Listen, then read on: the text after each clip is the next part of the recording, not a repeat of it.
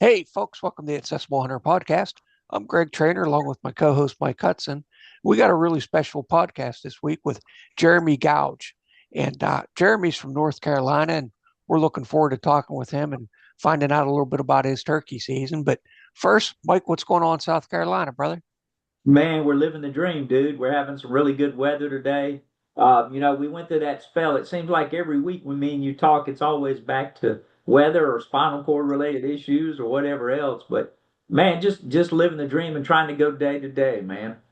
Man, it's beautiful here. We got 85 degrees and sunshine, and our oldest grandson is graduating high school tonight. So I'm really looking forward to celebrating that and seeing him walk across the stage and having a good time tonight. But Jeremy, what's going on in North Carolina, man?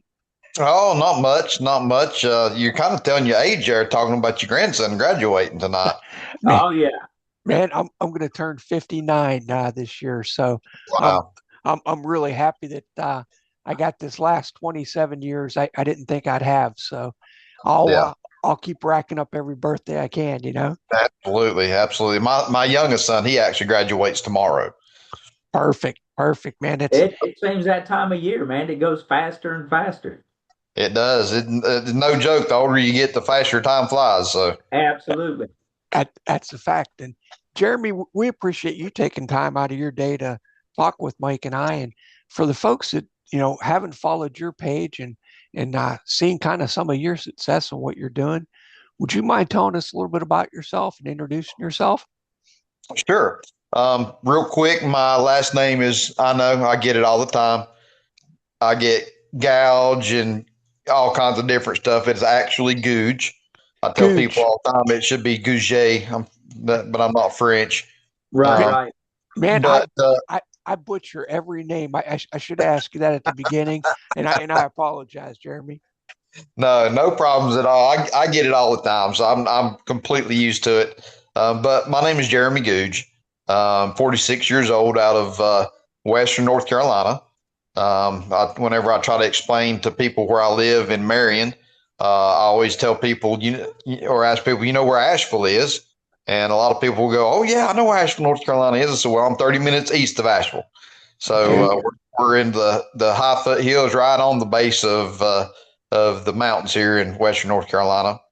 I'm married to my wife Jessica for 24 years this year and in December, and we have um, four children: Caitlin, Gavin, Alex, and Mildred. And I have one granddaughter that is about 19 months old now. awesome, awesome, Congratulations, Jeremy. man. Yeah, yeah, they're You all right. I like them the best when they're asleep. Yes, sir. It's easy enough to pass them along, right? It Yeah. is. It Man, definitely Jeremy, is. again, thank you for taking time to come on with us. Again, just to kind of pigeonhole off what Greg was talking about, for the people that hadn't been able to follow you, can you tell us a little bit about your injury and how you got things going, where you got it going in North Carolina? Yeah. So coming up on my anniversary, so it's the 29th of July. Okay. Will be 3 years. So I'm still real new to this. I'm still real new to trying to figure stuff out. And so the 29th of July, 2023, my wife and myself and our four kids were at the local river here swimming, and it was a little swimming hole that you know everybody goes to, and a swimming hole that I've been in and out of my whole life. I mean, I've killed Right. some of the first ducks I've ever shot out of that area right there. Whenever I was a kid, but way before it was what is considered the Greenway now, where it's more of a public place. Back then it was all private, but now it's a public walking track that they have out there, and a lot of people come through inner tubing and swim in the hole there. But um, we were there the weekend before and knew exactly how deep the water was where we were swimming. There wasn't nothing in the water, no obstacles of any kind. And my son and his girlfriend at the time were actually out in the water. They were, shoulder deep in the water, and I walked out into the water towards them, knew how deep they were, knew, when I needed to dive in. I wasn't doing anything crazy.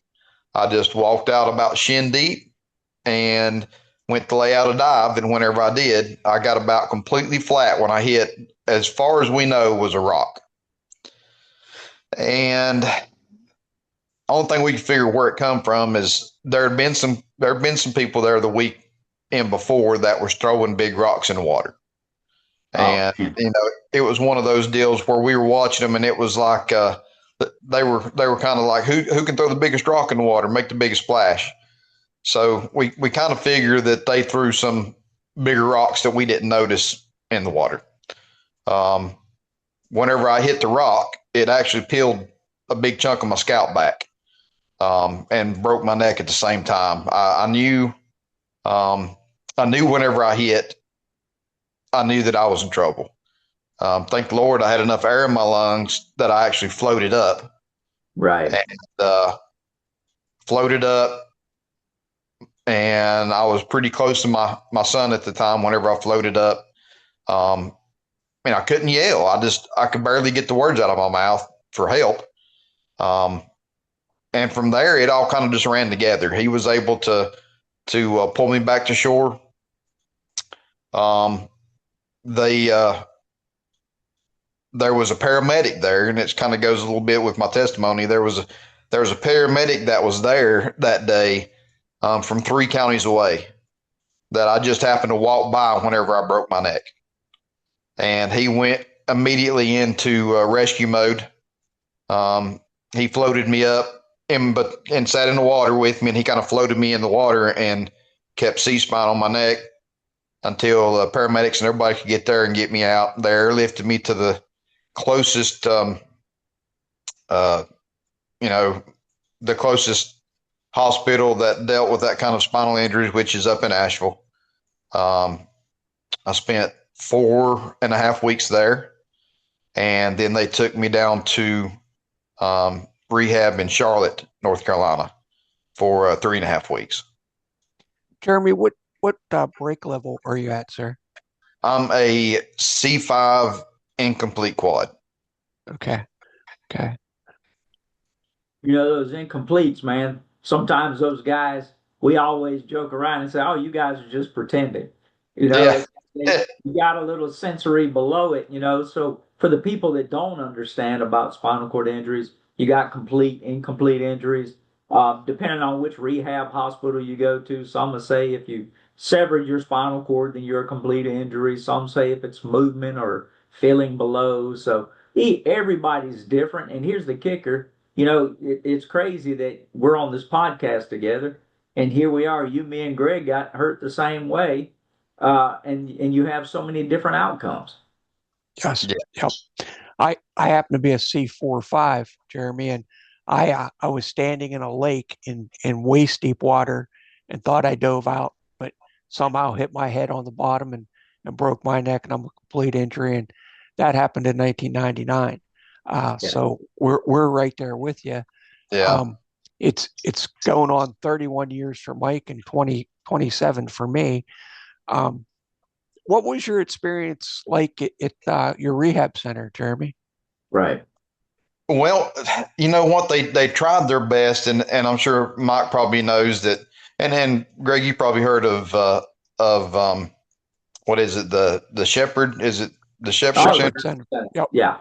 Yeah, down in Yeah. Atlanta. Yeah. Um, that's where they wanted to try to get me. They wanted to try to get me in at the Shepherd Center. Um, Insurance kept fighting it. Go figure, Yeah. right? So insurance kept fighting it and kept fighting it, and they finally, insurance was like, listen, we've got a in-state um, care facility uh, that we're going to have to send you to because we're not going to send you out of state. Hmm.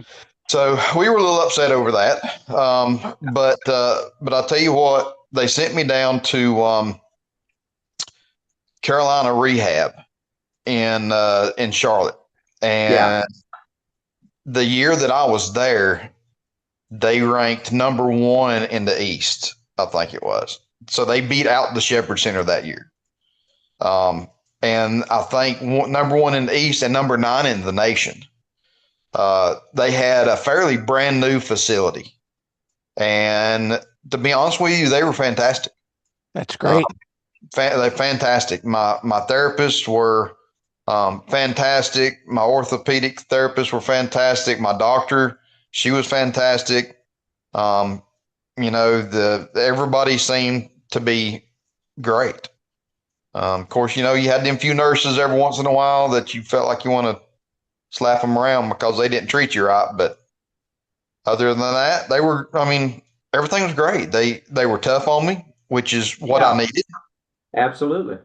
And as a matter of fact, the very first day that I got there and was met my therapist that helped me the most. He took me on a trip down. He'd come up and got me in a wheelchair. And they said, "Come on, we're going to go downstairs. We're going to show you, where you're going to be working out for the next several weeks." And he pushed me around through everything, And at this time, uh, I could. The only thing I could move was a little bit of my left side, my left hand, and my left leg and foot. I had zero movement. Well, I had some on my right arm, but I had zero movement from my hip down in my leg on my right side, and pretty much no movement in my right hand. But he pushed me over to a set of parallel bars very first day, and I said, "What are you doing?" He said, "You're going to stand up." And I said, "I can't stand up." He said, "No, you're going to stand up." And him and a couple other guys got me to stand up the very first day I was there. There you Wow. go. And it was at that time that I was like, okay, well, I'm not a complete loss. I know I can at least stand up to this point. I knew it was going to be hard, but I knew I was Right. in the right place. I knew I was in the right place to have that done. Fantastic. And Jeremy, you said that you were kind of duck hunting at an early age. As far as the outdoors, that's always been a big part of your life then? It has ever since I can remember. No, I can remember whenever I was small enough to not even be able to hunt and going with my dad and him taking old one of the old green army sleeping bags and tucking me into it and keeping me at the base of the tree with him whenever we hunted or whenever he Yeah. hunted. So Right. yeah, I can remember doing that with my dad. Deer hunting, duck, turkey, squirrel, rabbit. I mean, we used to hunt everything that we could. Um, Yeah. so yeah, hunting and fishing has always been a real big part of my life. Jeremy, you're not too far from me, man. And I'm just curious how'd you guys make out with Hurricane Helene? That was a mess all through Asheville, all through there for us, and I'm sure you. So as a person, because your injury was after Helene, correct? Yes, it was. Matter of fact, it was the September, not the September after, but I guess 2 Septembers later. Right. Um, is whenever it hit. So How'd so you yeah, guys it, make it out? was. I'm sorry. I said, how'd you guys make out up there? I know it was a mess, man. I was just curious as to how much It damage you guys faced. we got a ton of disaster up here. We Yeah. we were hit. We weren't. I wouldn't say that we were dead in the eye of it, but we were Yeah. really close because, like I said, we live in the foothills, and the eye of it pretty much hit closer towards Asheville whenever it come through. So all the rain and the wind on the right side of that band, when it fell on the mountains, every bit of it come through us. Yeah. Uh, we're in the headwaters of the Catawba River that runs through just about all the state of North Carolina. Um, so we're in the headwaters of that, and we got a tremendous amount of rain. It looks like the finger of God in some of our areas just took and just wiped whole forests completely out. It looks like a clear cut crew went in there and cut all the trees down and just left them. Wow. That's one of the things, man. I not trying to get on a soapbox, but it's almost like apocalypse when it came through. You just can't Yeah. explain to anybody what kind of damage, and we're just below Asheville, and we're the same way. We had a tornado set down behind the house and just took out 10 dump trucks worth of trees, and it was catastrophic. And so, Oh, yeah. you know, I just wanted to kind of touch base with that and see how it's going, but back to rehab, that's kind of me and Greg both went to Shepherd Center and did that. You're right. When you get started with PT and OT, they're the ones that help set the tone. Yeah. So I'm glad you brought it up, and it is difficult. And we tell PT and OT when we iterate with students, drive us hard, push us hard, because Absolutely. life is going to be that way. But my question is, before camera, we were sitting there talking, and you mentioned faith. How strong was your faith, and how much did that help you get through that PT and OT process? Well, let me see if I got a Kleenex over here because I know I'm going to cry some. Hey, let her Uh, flow, brother. I'm, so now we're going to go into some of the faith part of my story here. Uh, Absolutely. I've been a Christian my whole life. Well, since I was 8 years old, I was baptized, saved and baptized. But it wasn't until I got into my 20s and was married and realized that I was really not living the Christian life that I needed to be living. Um, the My wife must have heard me. She brought me another Kleenex. So I realized that I really wasn't living the Christian life. I was treating it more as a religion than I was a relationship. There you And go. at that time, I didn't have much of a relationship at all with God. And that's whenever I rededicated my life and started living more for Him. And I was at that time kind of going back to some of my work history. Whenever I got out of high school, I built houses for a while.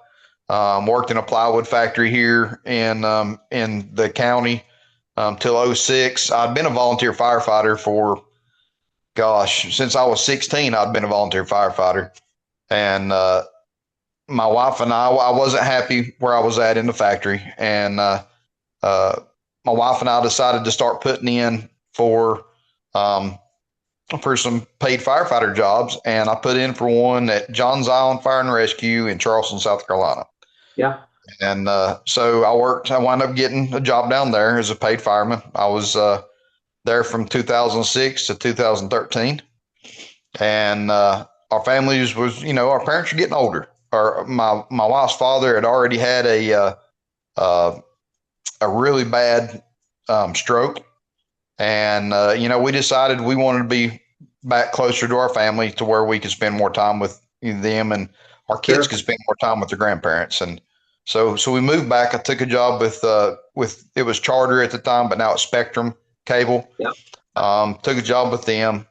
Uh, so so I was working for Spectrum whenever I got hurt, um, but my I was in the fire department down there, and that's where I really with the church that I was going through at the time. That's where I really learned that I wasn't living the life as a Christian as I should be, and and so going back to that, and I was kind of at the cable company. I really wasn't happy.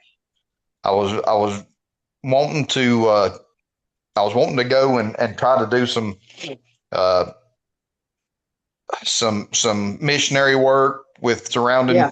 surrounding counties and stuff like that. And I just started praying, Lord, use me. That was the only thing I asked, Lord, use me. And I prayed that same prayer for several years. And I got hurt at work. I'd hurt my shoulder. And whenever I got out from hurting my shoulder, I'd been out of work for a while, and he was able to use me during that time. And I was like, man, this is fantastic. Lord's answering some of my prayers. And then I broke my neck. And I knew, I knew whenever I finally had enough sense about myself in the hospital, heavy on, you remember, I'm sure, heavy on so much drugs. And for me, I think I was 3 days. I was pretty much completely out of it. 3 or 4 days, they had me with the endoscope or the tube down my throat and everything Right. else. But whenever I started coming back to where I actually had some sense about myself, um, I was I was calm. Mm. I I didn't feel like, man, my life is over. I honestly felt that this was going to be God's way of using me. And he started as soon as I got to where I could talk, he started immediately using me in the hospital. Within the first week, I was Yeah. able to share my testimony, and I was able to tell the nurses and the doctors that come in that, thank the Lord that this is all that happened. Mhm. I could be paralyzed Gone. a lot more. I could have drowned, Right. but Right. God has another plan for me, and He's going to use me, and He's going to utilize this plan for His good. His good. Yeah. And I was able to start, like I said, immediately. We even had a nurse about the third and a half, fourth week we was there. We actually had a nurse come in. First time I ever seen her. It was one of my nighttime nurses. Um, she was an older lady. And as soon as she come through the door, she started smiling because I introduced myself and my wife. Every time somebody come in that was new, I'd introduce myself. And I introduced myself to her, and she said, "Oh, I know all about you." Ah, And I said, "You do?" She said, "I know all about you, and I know all about your faith. And I want to tell you how beautiful it is, and how wonderful it is that you have that kind of faith." And I told my wife, I said, "You know what? We never seen that woman again. I ain't sure that she wasn't an angel. I mean, yeah. I don't know, but she said, she said, I get in trouble if I do this, but can I pray for you?" Oh And boy. I said, "Absolutely. Don't think I'm going to go blabbing because you prayed for me. I need Yeah. all the prayer I can get." And she prayed a beautiful prayer. And but uh, he's continued to use me through this time. And I've in towards the end of the year, whenever Hope Outdoors puts their turkey hunts out, I've got a hunt coming on, that Opie is going to put on there, that I also share my testimony in there as well. But he's continued to use me. He uses me at my church. I'm the men's cross men's leader at our church. Um, he used me, and he uses me in that. I teach a college and career Sunday school class at church now. But so he's just continuing to use me, and um, I still pray the same prayer. God, Yeah. use. It's amazing, man, to see God still using broken vessels, brother. So, Hey, I'm I'm right telling you there. what. I'm right there with you, man. I love the fact that you're willing to share your faith. That's what it's all about. Yeah. I joke around and tell people all the time I got hurt in a swimming pool, and we ended up rededicating my life and doing a whole new baptism in the same pool I got hurt in. So, No, wow. keep rocking solid, dude. And we got so much life left to live. And we hate we go through these things, but at the same token, it's not always about our injury. It might be about somebody else, and we're able to advocate and go about that way, man. But I love the fact that you're back in with Hope Outdoors and some other organizations like that and continuing to give back. Yeah. Well, that you brought that up, me and my wife and I would like to ask y'all and the people that will be listening to this later on to continue to pray that we are feeling led. My wife and I are feeling led to start a Western North Carolina Hope Outdoors chapter, Okay. and and we would really like to do that.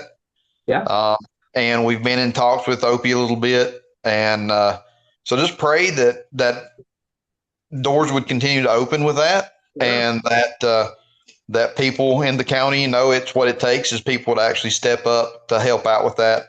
And just pray that people would do so, would be willing to open their doors for, the doors of their land for, just a couple days a year. It's all it Yeah. takes, Yeah. and help out for a good cause. So Be glad. yeah, if you would just pray about that for us. Absolutely. Jeremy, it's great that organizations like Hope Outdoors can help so many people. And I actually seen you had a pretty good hunt with those folks last year, and I was wondering if you could tell us a little bit about that. Yeah, we had a turkey hunt this past spring, and we had a turkey hunt. We'd hunted all that morning. It was really windy that morning, so it was hard to hear the birds. We was hunting over a little food plot that a gobbler had been. They had some cameras up. There'd been a longbeard in there every day at like 7:45. It's almost on by the clock. Right. And we had two hens that come in, and they stayed in there. And 7:45 came, and 8 came, and then 9 came, and he never showed up. And so we left there, and there was another guy that was hunting with us. His name was Eli, and he actually had some property about 45 minutes away. He had his own little family farm, and he said that he had a chufa field Oh yeah. that was that he had planted, that he had birds coming in every single day. And so he's like, let's go just sit over that chufa field, see what happens. And luckily we sat there, and a couple hours later, this group of birds come in.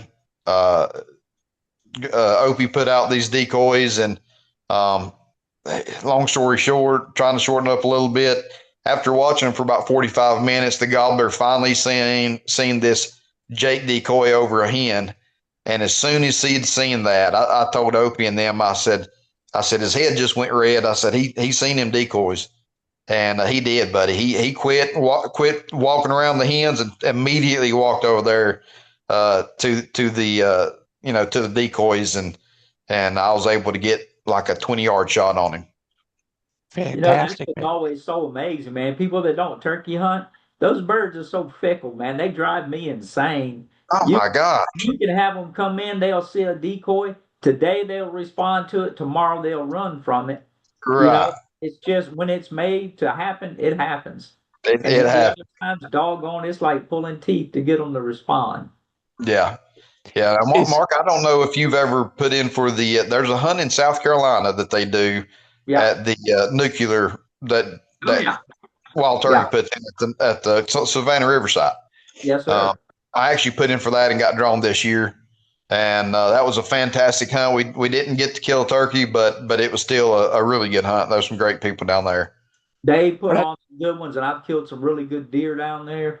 Man, keep applying for those hunts. We're pushing more with South Carolina DNR on being able to expand on it. Greg and I had those folks on about a month ago, so we got Yeah, some more good stuff coming on. yeah, good deal. Jeremy, is that your first turkey since your accident, since your diving accident? No, actually, that's my second.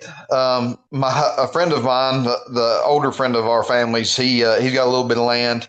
The spring after my accident, uh, he said he called me up. He's like, Jeremy, he said, there's a gobbler. It's in my backyard at 11:45 every single day. He said, you want to come over and shoot it? And I was like, yeah, I'd love to.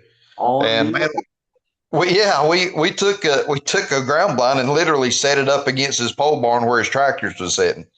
And we sat there and sat there and sat there, and man, it was like 11 o'clock. Still hadn't seen anything. And he called me or messaged me on the phone, text messaged me, and said that he had left, and the turkeys was standing in his neighbor's yard. They'd be over there in a minute. Uh-huh. And sure enough, that gobbler come by. I lie you not, he wasn't 5 yards from the blind when he walked by. He walked right out there in the middle of a little power cut behind the guy's house, and I shot him like at 10 yards. Oh man, that's Man, great. is there any kind of adaptive devices that you use, Jeremy, since your injury that you can speak of, or how do you get back out in the woods for yourself? The best adaptive device that I have, like I said, I don't have a whole lot of use with my right hand, Yeah. and that, of course, I'm right-handed, and that's one of the hardest things for me is not having the ability, with my right hand to use much. So I've had to learn how to shoot more left-handed. Before my accident, I killed a few deer left-handed. They'd come in on the wrong side of the tree, and you switch over and shoot. I've killed a few deer left-handed, but So I've started shooting my rifle left-handed, um, and I shoot a pistol left-handed, but I shoot it with my right eye, and I hold it. I grip. I take my pointing finger on my right hand, and I grip it in and hold my pistol this way. That Right. way, I have some more control over it, and I do fairly well by doing that with my pistol. Um, as for adaptive stuff, the was it bog pod Yeah. to help hold the gun up. That's really the best thing that I have found so far to use, for adaptive things. And the biggest drawback is anything adaptive is ridiculously expensive. Yes, Yes. Anything. sir. Yeah. And But that's where it is, man. But go ahead, Greg. I'm sorry. oh, I was just going to say, you've made the adaptations yourself, though. You're figuring out what works best for you. Right. And sometimes that is, buying a piece of equipment that's already established and on the market for people with disabilities. And, there's a lot of great companies out there that are doing it, but sometimes it's modifying something with how you hold it, how you use a zip tie, or how you use a shoestring, Right. or what have you, to makes it more affordable that you can still get outdoors. Yeah. Yeah, absolutely. I can shoot right-handed. It's hard. My pointing finger on my right hand is the finger that is the least affected. I still don't have very much control over it, but I can straighten it out enough to where I can get it in the Yeah. trigger house. And if I keep my knuckle pushed against the trigger housing away from the trigger, then pull back, then I don't have I don't have the trigger pull, but Right. if I can pull back, at least I can feel the trigger. And that's what I like to be able to do. So Gotcha. Yeah. that's how I was able to shoot the turkey this year was I did shoot it right-handed. There you go. And Jeremy, have you been able to deer hunt as well since you're I have injured? I have been able to deer hunt some. I've put in for a few hunts in North Carolina. There's the Hands of the Sportsman, which Oh is yeah. a fantastic foundation. Yeah. I really like those guys, and I put in for Back in the Woods again, and that's a fantastic hunt. They do a really really large hunt. Last year, whenever I was there, they had about 100 hunters Wow. Yeah. at one time. I don't know if Mike, I don't know if you've ever been up there or anything, but they have about 100 hunters at one time, and Yeah. it's a wonderful setup. I mean, when you come in the evening after you've hunted or the morning after you've hunted, they have DNR there that's checking it in, and they move it straight from DNR to uh, the biologist, and they do, they weigh it, they check the age, they check and make Yeah. sure it doesn't have CWD. Then they move it from there to a group of guys that have skinning hitches and everything on their trucks. They skin it right there, throw it in the cooler, and throw it in a refrigerated trailer they have sitting there. So they've got a setup there. That's a good hunt. That's what it takes sometimes. I've been blessed, man. I hunt a lot with David Hensman and Chad and those guys with Hands of a Yeah, Sportsman. Do a lot of stuff with them. Just got back from having their 10th anniversary, and so we were blessed to be there. And they asked us to come and do a little thing with guest speaking, and those guys are phenomenal. And that's what it takes. yeah, And being able to highlight some of these organizations that pour so much into it. But Jeremy, you brought up something that's phenomenal. It's not always about a harvest. It's about sharing time after that harvest, back at deer or turkey camp or wherever. oh yeah, Just being able to get back, injury or not, man. It's just about being able to share time, talk about being outdoors. And so I'm glad to see after your injury, you're right back in it, having success. And man, you're not far from me. I'd love for you to come down and shoot with us, hunt with us down this way, and try out some of the different adaptive equipment. We've got some yeah. fight triggers and sip and puff stuff, and see what works for you. And I still try to get in there, and I'm like you. Instead of pulling it with my index finger, I use my thumb, and if I can get it in that trigger group, man, that's how I shoot clays. And Okay, got to do what you got to do. yeah, yeah. I actually went this the Baptist Association here in North Carolina has a men's weekend. Yeah. And they just had it a couple of weeks back. I think maybe it was a month back, but it was 1st of May that they had that.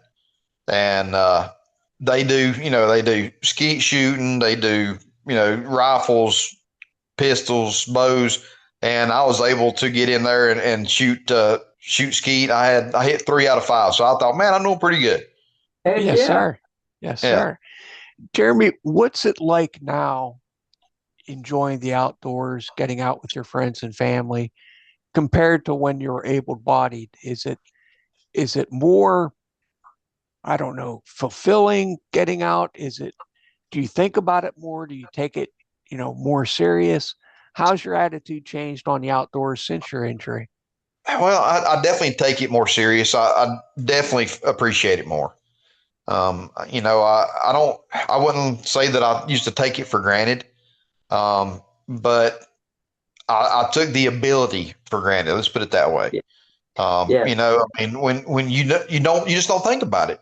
Hmm. Until you have an accident that doesn't allow you to do stuff, you don't think about, well, what if I could never do this again? Yes. Uh, so I do really uh, appreciate being able to get out and hunt. Um, it's I used to be a big hunter, man. I'm telling you, buddy, outdoor stuff, that was me. I'd carry, a day's worth of stuff in my backpack. My dad would pick up my backpack and he's like, "Oh my gosh, what do you got in this thing? Lead?" I'd carry enough stuff for 2 or 3 people to live off of, and just for a 4 hour sit, and Yeah. Yeah. I could walk 4 hours back in the middle of the woods and hunt and then come back out. Um, Right. but now, I can't do that. I can't do that without, uh, having somebody either push me or help me along. Thankfully, I had a friend of mine who had a track chair just sitting in his basement, that he had purchased. His uncle had passed, and his cousin was selling off his dad's stuff, and his uncle had a track chair, and thankfully I was blessed with him giving me the track chair during the first of the year, around January 1st. Yeah. Um, Wonderful. so the only thing I had to do with that was get some batteries for it. And yeah, so yeah, now I've got a track chair and I can use that to get back out. Man, that's a true blessing right there. Those Oh those things man. definitely get you back out. They're a little rough on you, but man, they sure go. Yeah, yeah, they'll go about anywhere you want. And as a matter of fact, I think I sent Greg a video. That was the uh, what hunt was that one? That was I don't remember which hunt that was, but that was one of the hunts I was using a track chair, and was able to drag out a coyote and a deer that I'd shot that Yeah, afternoon with. I Yes, saw sir. that. I Yes, saw sir. that video. Uh, But uh, that it's about getting back out, man. I'm just excited that you're having so much success. But getting back to that, so now that you've had some success, what's on your radar as far as next hunts or next animal that you want to chase? Well, I told my wife, I said, one of the things that I always wanted to kill was an elk. I always Man, wanted to kill an elk, man. I dude, was like, I always wanted to go kill one. So that in a roundabout way is definitely on my radar. I know that, there are some places out in Colorado, stuff like that help out with wounded warriors, and yeah, they do have the ability to take people, that have, disabilities into the woods. So, that there's that. I've got a buddy of mine that lives in Montana, and he told me, he said, "Man, if you can get the points and get drawn," he said, "I'll get you in the woods somehow." yes, Um, sir. so I'm looking, I'm trying, I'm looking and trying to get my points up so I can get drawn, and maybe I can get out there with him and hunt some. There's some great organizations out there, Jeremy, like oh Wyoming Sportsmen, Wyoming Disabled Sportsmen, that put on some great elk hunts. And man, you just got to get your name in the mix and put in for a couple of years, and I'm sure you'll get drawn. And Yeah. you and Mike are a lot alike. You guys love those elk. and Dude, they got you want to man. get after them. You know, it's good to have a bucket list. Um, I along know those, on go those bison, dude. He's waiting on a bison. dude, Oh yeah. I am chomping at the bit if I ever get a bison hunt. That would be my bucket list. But Oh yeah. Showing sure, up for the cookout. I, I want one on my wall and I want one in my freezer. Yeah. That seems to make a lot of sense, you know. But Jeremy, we always kind of kid around with each other, and you know, there's a lot of good that comes from fellowship and teasing each other and getting out. But Oh yeah. you know, if we were sitting around the campfire tonight and we are talking about, you know, no matter how you get there, get there.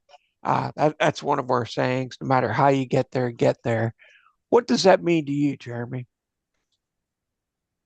Well, you know, getting back into um, getting back into to doing all you can to whether it be physical therapy to where you're actually getting yourself mobile as much as you can. Reach out to friends and see if you can, say, hey, can I tag along? There, like you said, there's organizations out there that we've mentioned some of that uh, take people hunting and um, if you can get somebody to get you there to help you along the way, if you just need somebody to help get you there, they've got guides that'll take you in the woods. Whoever takes you doesn't have to go to the woods. They can sit there at the hotel all day long. Some hunts, I was able to go to Western Mississippi with Hope Outdoors this past January on a deer hunt, and my wife is my full time caregiver, and she stayed there with the ladies, and they did crafts. Yeah. So just get out there, whatever it takes to get out there, get out there.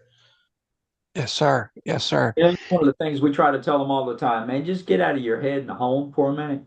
Find new ways to get after it. And there's so many places that want to help facilitate. You just got to be an open vessel and willing to Yeah, go. And you yeah. know that's what we're excited about. But on a side note, is there anything now that you're looking at for occupation or things to keep you busy other than hunting and fishing? Well, not really occupation. Like I said, my wife is my Yeah. full time caregiver. I get disability and Social Security, um, and so right now we're making ends meet. Yeah. Um, we've got a couple ventures in our mind that we would like to possibly start up, but all that stuff takes time and money to get to that point. Yeah. Uh, but uh, but we've been wanting to do some traveling, and so we try to get out and travel as much as we can. I've got some chickens and rabbits that we go out, and some quail that I go out and help take care of, and just something. I got just some stuff to get me out of the house.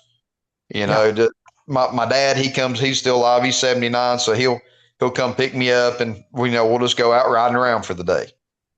Yep. Jeremy, I got to really give you a lot of credit, bud, because your injury was only 3 years ago.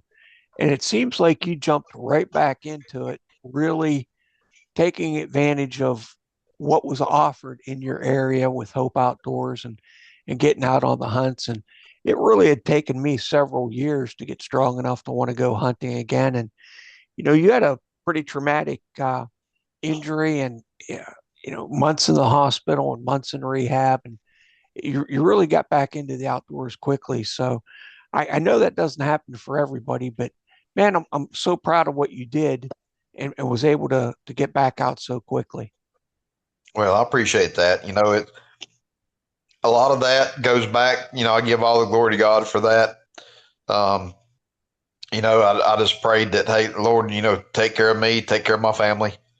And I honestly had I didn't stress. I honestly had a calming feeling over it that, this is what I prayed for. I'm not saying that, I prayed to be paralyzed, but I prayed for God to use me. And this is his way to use me, then how could I be upset with God for doing what I asked? Yeah. And that's what makes it difficult. As believers, we don't have to get into a whole realm of, is it we got hurt for the purpose or not, but it is what it is. We can't control certain things, and we don't necessarily need to understand why things happen. I'm just Right. excited that you're open and receptive to want to continue to get back to going. And that's the hardest part is going through that mourning process, right? Because we all go through it different. We all mourn different and we all have different nerves that are affected. So Yeah. I'm glad and excited that you and your wife have jumped in together, saw that you were a team, and now you're able to continue to push forward. So kudos to you guys for jumping back into it right away. And Yeah. She does so, great, man. She takes me wherever I want to go. what would we do without them? What would we I do know. without our spouses? I don't know. And Now I and you're have been able to drive. That's one thing. I can drive. I use my left foot. I sit a little sideways in the seat, and I use my Oh, left foot to drive. So I do drive some. you're making the best of the situation, and you're using the abilities that you have. You know, being paralyzed. When you hear that word, everybody is not the same. You and Yeah. Mike and I all have different abilities, and depending on our level and what we've gotten back and what we've worked to achieve, it's a dramatic difference in function and movement. But yeah, we're all trying to do the best we can with what we have, and that's where you're at, Jeremy. And I hope and pray that you continue to move forward and yeah, you get back even more movement than you have, and figure out a way to continue to push forward. Yeah. Well, I appreciate that. I really do. man, we're excited for all you got going on, and we'll definitely be in prayer for you and your wife talking about a Hope Outdoors chapter in that area and whatnot. But man, like I'm just pitching on off what Greg said. Don't stop. I tomorrow will be year 31 for me. And so, we need guys like yourself that are newer to the community to be able to continue to push forward with advocacy. Not only developing new groups outdoors, just to be able to share what life is like with a spinal cord injury. Because if we don't voice it, then nobody understands and you can't have empathetic dialogue. So keep Yeah. pushing forward. Yeah. And That's one of the big things too. Is as somebody is now is partial paralyzed or whatever I have, but uh, if we can just continue to reach out to the ones that are not necessarily new, but even ones that have been paralyzed for 30 plus Yeah. years, 20 plus years, these guys and girls, they still a lot of them still haven't come to terms with their accident, No. and they, it's like you said a minute ago, Mike. It's not the end. It's not the end of the world. No. Um, we still have so much life to live after our accidents. There was a young man. I went back. I was going to get Botox every 3 months back to Charlotte, and I wanted to go down to Charlotte, even it's a 2.5 hour drive or 2 hour drive for us. But I was wanting to go down there and get my Botox. That way, I could slip into the rehab and see the people that helped me out. I wanted, and that's another thing that's important. I wanted them to see their hard work at work. I Yeah. wanted them to see me walking through those doors and thanking them. But I was able to speak when I went down there. I was able to speak to some people, and a young man that was actually from my same county was down there whenever I was there the last time. He had been in a real bad car wreck, and he was down there learning how to walk and move again. And he didn't know me from Adam, and I just went up to him and I said, "Hey, we're from, we live in the same county, but I know you don't know me. I've been here. I've been where you're at. Um, keep pushing forward. yes, you know, sir. keep pushing forward. You can do this. Um, and listen to your therapist whenever they try to push you. Let them push you because they know what they're doing. hmm Jeremy, we live in such a small community. People in the outdoors, people with spinal cord injuries, that we have to be there for each other. And Yeah, if you get the opportunity to speak with somebody and offer some words of encouragement, we really need to do that. we don't always have to be on a soapbox or banging the drum the loudest, but sometimes people need a quiet word of, brother, I've been where you are, and Yeah. keep the faith and keep pushing forward. And we all have good days and bad days. I'm not blind to that. I'm not immune to that. But there's a lot of times that I'll call, Mike Hudson and say, buddy, I'm having a bad day. I'm struggling Yeah. about this topic or that topic. And for you to be able to be there for that young man and offer him a kind word, he may contact you 3 months from now and tell you what that meant to him, or Yeah. he may contact you 6 months from now with a question, and you let him know that you're open to that and Yeah. to be a resource for your community. So I thank you for that. And folks, if you're listening and you have the ability to help someone or to touch somebody and make a difference in their life, I encourage everyone to do that. Yeah, and not just us, but our caregivers, people that have been there side by side, our wives, our children that have helped us along the way, and Yeah. can give a word to maybe a loved one of someone that's had an accident and say, "Listen, I've been there. I know where you're at. I've been in your shoes. I'm here if you need to talk to somebody." Right, Right. right. Man, and that's what it's all about. We are a community. We got to continue to push forward. We got to take care of each other. And it is Yeah, about encouragement. And Jeremy, the sad part is we're going to have guys and girls that are coming into our group each and every year. And yeah, so Mm-hmm. it's about trying to make it better for them. Man, it's not perfect. And here's the kicker. We didn't ask for it, didn't ask God's permission, but he didn't ask mine either. And it goes right back to all we can do is do the best we can with what we got. Just don't yeah. quit. Just Just don't don't quit. quit.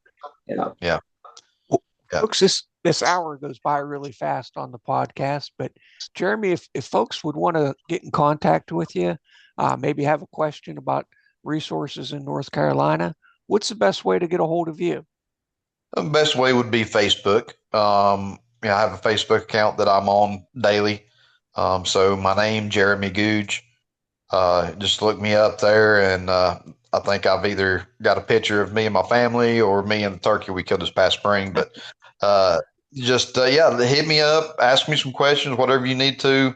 Um, I'd be glad to talk to you about hunting, fishing, just day to day life and how I do it. And I'd be more than happy to pray for you if need be that too. Well, Yeah. Jeremy, we appreciate you taking time out of your day to talk about your faith and about the accident and moving forward and how much life still has to offer. Yeah. We really appreciate you being open and honest to that. Mike, you want to take us out of the podcast today, brother? Man, I'm with you, dude. I enjoy doing these things, and they just seem to fly by. And we're able to meet guys like Jeremy, man, that have taken this thing and they've taken it in stride and they continue to push forward. And that's what it's about. It's about community. It's about continuing to push forward. And so, for anybody that's listening, hey, if you get an opportunity to reach out and help a guy or girl get back in the woods, it's not just about a harvest. It's just getting them to see that life continues to roll on. It's going to be different. It's going to look a little different, and we have to assume and push forward in that. But at the same token, just realize that life is great. We are what we're going to put into it. So just keep pushing forward. And Jeremy, man, if you ever need anything, you got mine and Greg's contact. Do not hesitate. Absolutely.